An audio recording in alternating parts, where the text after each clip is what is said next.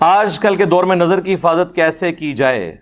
بڑا آسان طریقہ ہے جو قرآن میں ہے سورۃ النور کے اندر کہ اے نبی مومن مردوں سے کہو کہ اپنی نگاہیں نیچی رکھیں اور مومن عورتوں سے کہو کہ اپنی نگاہیں نیچی رکھیں۔ نگاہ کو نیچا رکھنا ہی ایک ذریعہ ہے نظر کی حفاظت کا۔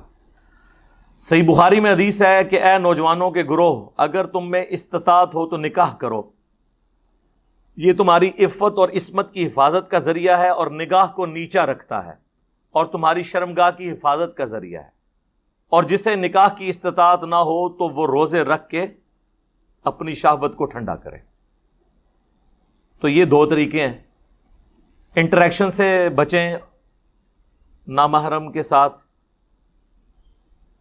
یہ بیہودہ قسم کی جو ویڈیوز آئی ہوتی ہیں، ہمارے پاس بھی لوگ کے لے کے آ جاتے ہیں، اے دیکھو جی کیا ہوا ہے بھائی، میں کو دیکھا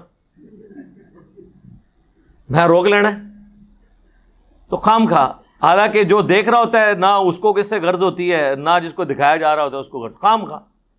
تو یہ جو آوارگی ہے نا نظر کی، اس سے آپ اوائڈ کریں تو انشاءاللہ تعالی ستہ خیر ہے انشاءاللہ۔